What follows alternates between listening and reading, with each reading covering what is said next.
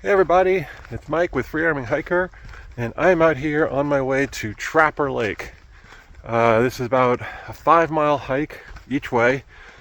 Pretty easy, actually. There's not a whole lot of elevation gain at all, so it is a nice, pleasant, easy walk. Looking at about 10 miles round trip, and the trail starts at the Lee Lake trailhead because the nice thing about this hike is you actually get 4 glacial lakes all in one big hike, but hardly any elevation change, so very easy and very nice. If it sounds like I'm out of breath, it's because it is cold out here. It's about 20 degrees Fahrenheit just after sunrise, so it will gradually warm up, but right now I'm kind of chilly, so still warming up a little bit. But my only big concern is there was a sign at the start of the trail about a habituated bull elk. So hopefully he has moved on, since the elk rut has kind of been winding down a little bit. So we'll just see. But yeah, Trapper Lake is a really cool little glacial lake at the base of Mount Moran. And feels very isolated, very remote. There is one backcountry campsite there, which is a great place to backpack into. So lots of stunning views all along the way. So it's actually one of my favorite hikes, one of my favorite fall or spring hikes, when there's still a lot of snow in the mountains like there is now. So yeah, let's go check it out.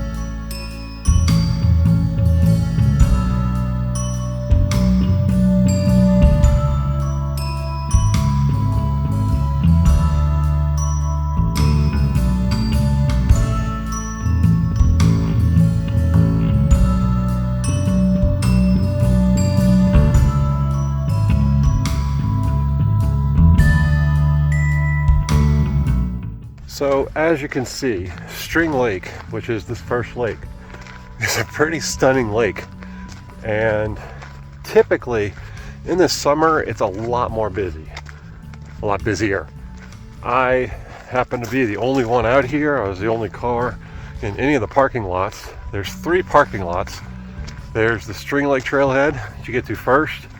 Then there's the boat launch for canoes, kayaks, stand-up paddleboards, things like that. They have their own parking lot. And then there is the Lee Lake trailhead, which is the largest of the parking lots. And that's where I parked. That's the closest one to Trapper Lake. Any of those other parking lots will work. You're going to be adding about a quarter or a half mile, depending on where you park. But in any case, during the summer, this place fills up a lot. There's a lot of people paddleboarding on the lake, kayaking on the lake, things like that. It gets pretty noisy and it's pretty crowded because it is such a stunning lake. It's shallow, so it gets a little warmer than the other lakes, which makes it a little more pleasant.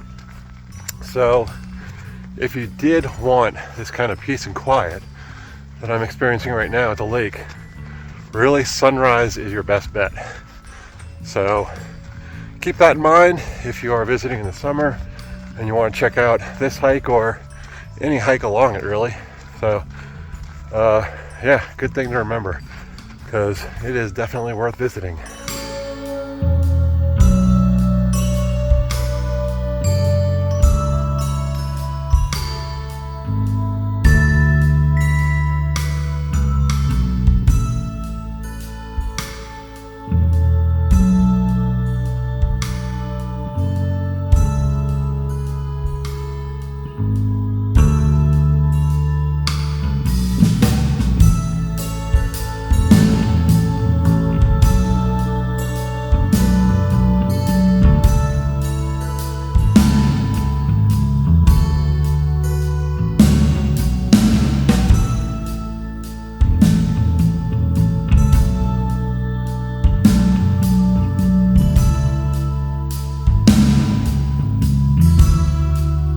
So at about a mile in, you will get to that first junction that I just showed you. There's also a really scenic spot on the lake.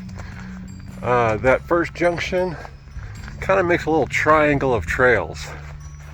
Off to the right, you head to Lee Lake, which was marked on the sign as Bear Paw Lake. But if you go left, you continue along the String Lake Loop. And then there is another little shortcut trail that connects the two. So, we are headed toward Lee Lake, followed by then, here's the next junction here. Headed toward Lee Lake, followed by Bear Paw Lake, and then Trapper Lake. So, this is also used by people portaging, so they'll portage their canoes or kayaks to Lee Lake so they can get on there because there is no road access to Lee Lake. And so that's what those trails are for. So, a lot of people, if they're heading up into Paintbrush Canyon or doing the String Lake Loop, they will go left at that first junction. If you're headed back to Lee Lake or Trapper Lake, ultimately, then you take a right.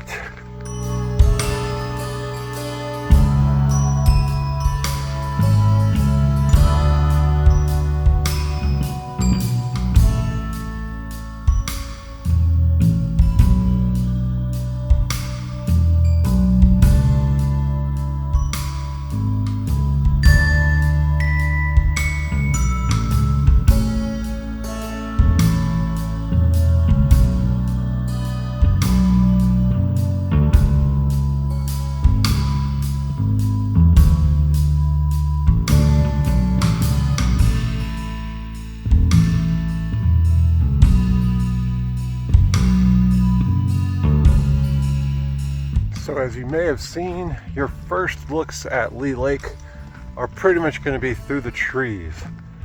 Right away, there's not a great place to like stop and enjoy the shore, but if you just keep going another quarter mile or so, maybe a little more, you start to get a few more places where you can access the shore and enjoy a little rest along Lee Lake. And yeah, if for whatever reason you want to just make that your day hike, that makes a great alternative, a lot shorter. And otherwise, we are going to keep moving right along.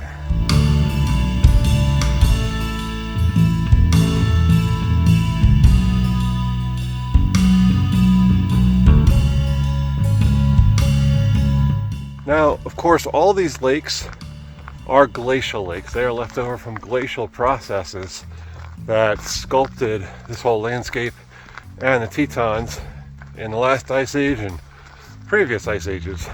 So Lee Lake is the largest of these four that we're hiking past, and that was fed by glaciers that came out of both Paintbrush Canyon and Lee Canyon. Lee Canyon does not have any official trails going up it or along it. Paintbrush does, however. But these are all part of glacial processes. The moraine for Lee Lake, which I'm still hiking along, is right there, right along this trail. So there's all sorts of evidence if you look for it. And Lee Lake, of course, drains out into String Lake, and that drains out into Jenny Lake. So, Bear Paw Lake is also a glacial lake. It's much smaller, probably more a product of glacial moraines and things like that, as well as Trapper Lake. But nevertheless, there are lakes there that were deposited by glacial processes.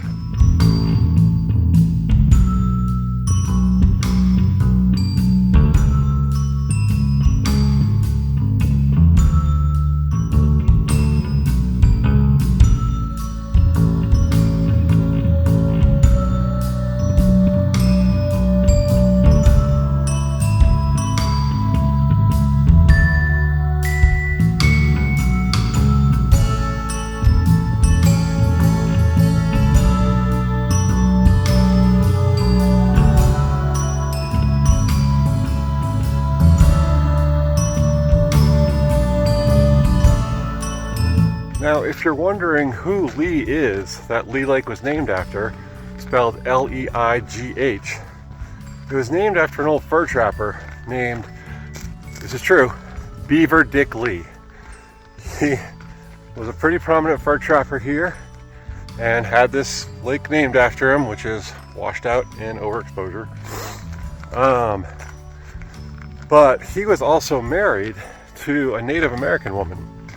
And if I remember my facts right, he, on the day they got married, he said she could take any European, aka colonial name she wanted, and she chose Jenny. And that is who Jenny Lake is named after. So from north to south, you have Lee Lake, String Lake, and Jenny Lake. So Lee and Jenny, Beaver, Dick Lee, and his wife Jenny are always connected by String Lake, which is kind of beautiful. So that is the story of Lee Lake. If you ever wondered who Jenny was named after, that is who.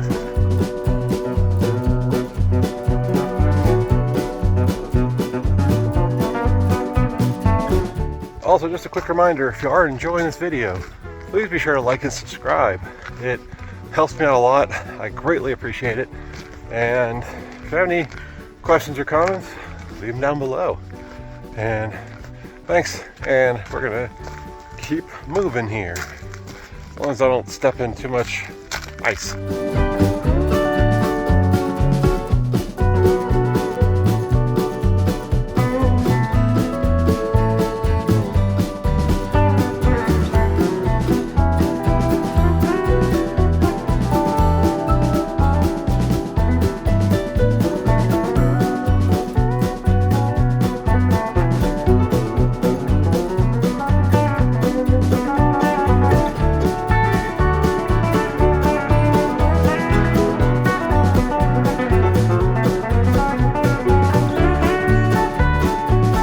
So I did just take this little short spur, 10 yards or so, off the trail to access this little beach to show you that view.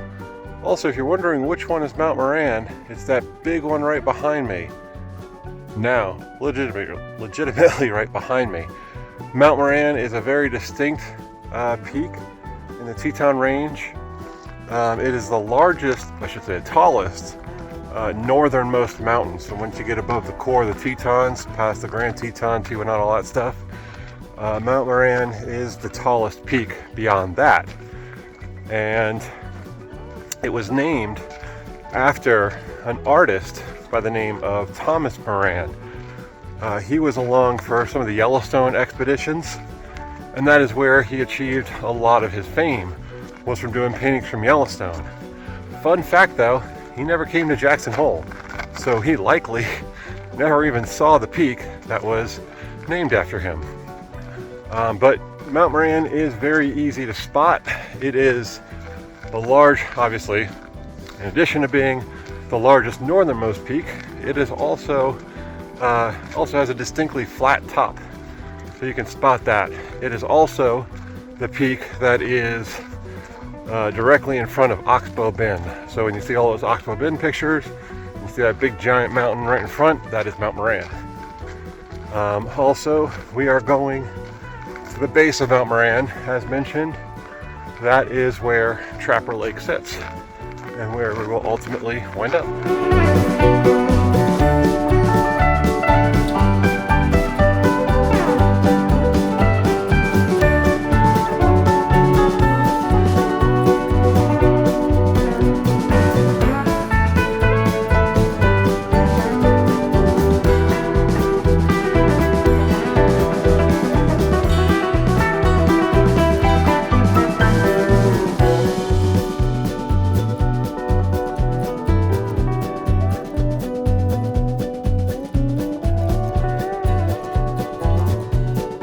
So I did just pass the first backcountry campsite. There are a few different campsites along this eastern shore of Lee Lake. There's one more also on the west side, which you can use by getting to from canoe or kayak or something like that. There is also a trail that goes there, an unmaintained trail. so you can take your pick. But yeah, in terms of backcountry camping, I mentioned there is one at Trapper Lake. There are also 3 sites at Bear Paw Lake, despite it being a pretty small lake. Still a nice, peaceful, remote place to camp. And then Lee Lake as well has, I believe, 2 or 3 on the eastern shore and 1 on the western shore. None at String Lake. So if you're interested in doing some backcountry camping, those are your options.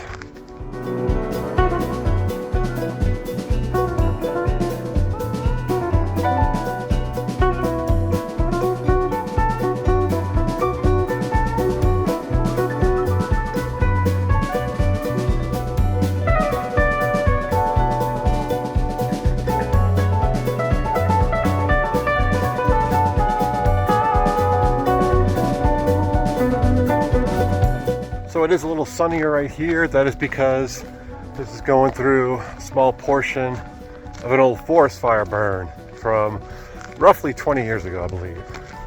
And as we are going through here, we're actually bending around the lake itself. We've kind of gone all the way around, all along the east side, and now we are bending onto the north side, which means right up here is Bear Paw Lake. Bear Paw Lake sits just to the north of Lee Lake, and then the trail goes right in between the two. And then we wrap around the west side of Bear Paw Lake and head west to Trapper Lake. So there are going to be some beautiful views of Lee Lake looking south right up here, and as soon as I find one, I will share it.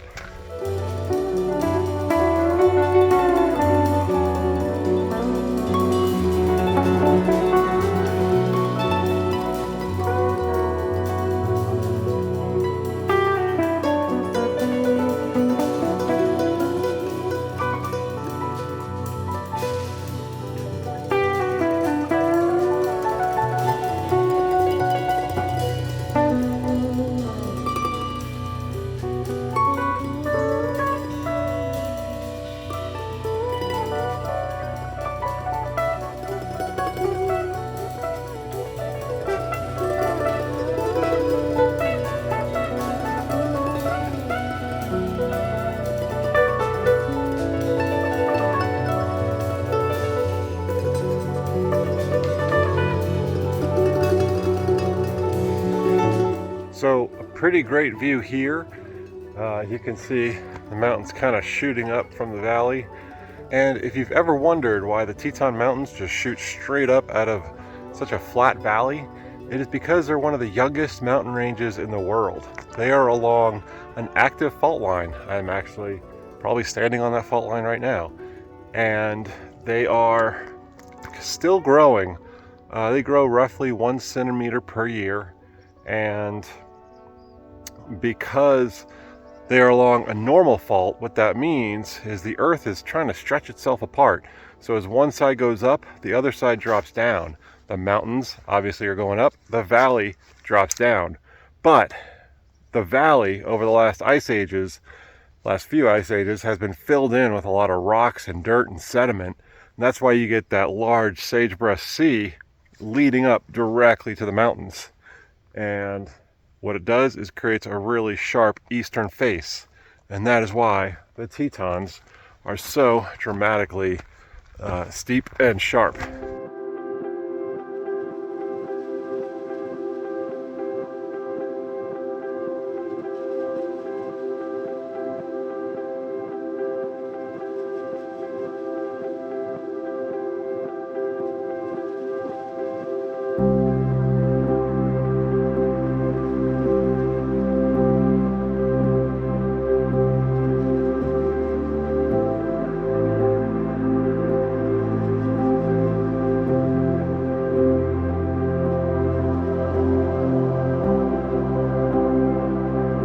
So as you saw from that sign, we have reached the first backcountry campsite for Bear Paw Lake, which was off to the right about a quarter of a mile or so, nothing big. And then to the left The sign wasn't marked, but there is a backcountry patrol ranger cabin back there, and that is also, that's probably like 100 yards or so, and that leads not only to the cabin but to a nice vantage point along the lake. So that is something to check out if you're interested. I am headed straight to Trapper Lake, so I did not take that spur because I took that really nice one right before where I made the update about the Tetons. So, as you also saw, we are quickly approaching the base of Mount Moran, which is straight ahead. We're going through this meadow, and we're going to wrap around Bear Paw Lake, and then head up to Trapper Lake.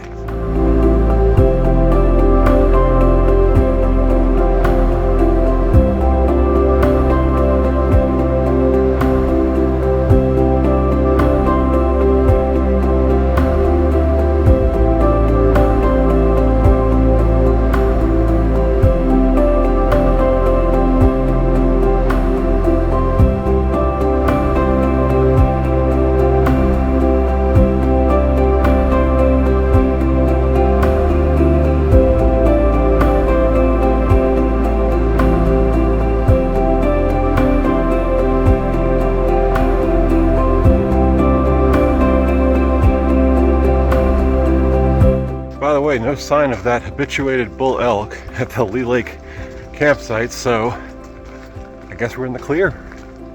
Hopefully I don't find him on the way back.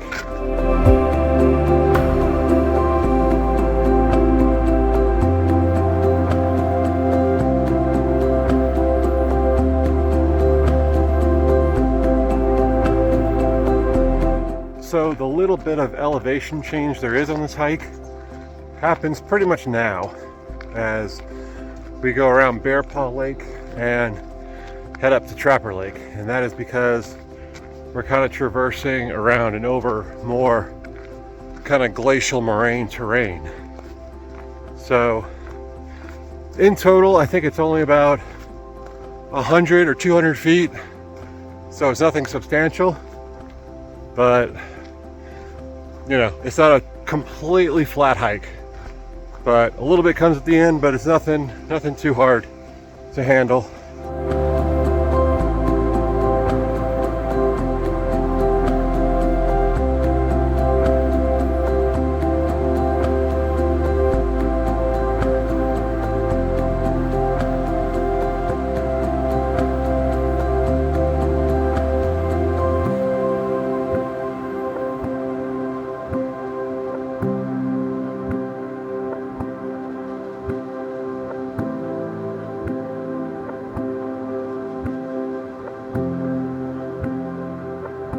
Also just passed the two backcountry campsites on this side of the lake, Bear Paw Lake. So you'll notice that the trail didn't actually really go down to the shore at all. There is, I think all three campsites go down to the shore, or at least close to it. And check out that view. So the trail itself just meanders by while backcountry campsites have really nice views.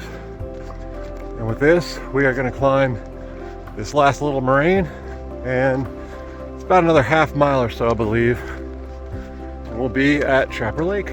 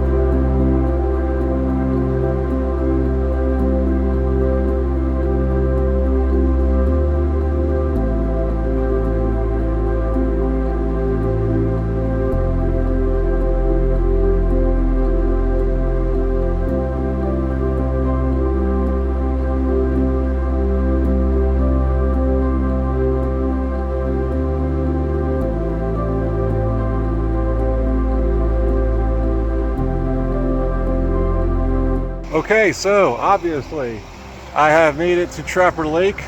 Some really nice beaver ponds back there. And the lake is a little low. Normally you don't have these little peninsulas jutting out into the lake. So something to be aware of. Obviously very active beaver habitat. So a lot of cool potential sightings with them. And a really beautiful setting down at the base of Mount Moran there. And yeah, you don't get fantastic views of the Tetons, but it is a beautiful, remote, kind of isolated little lake. Hardly any traffic comes back here, and it's a really great spot. I like this hike a lot. I like coming here in the spring and fall. It's a great alternative when the mountains are covered in snow, which they obviously are right now. So beautiful fall colors if you can get here for fall. And yeah, we'll call it a hike. If you enjoyed this video, please like and subscribe. It does me a world of difference. Any questions or comments, leave them down below. And thanks for watching. Happy trails.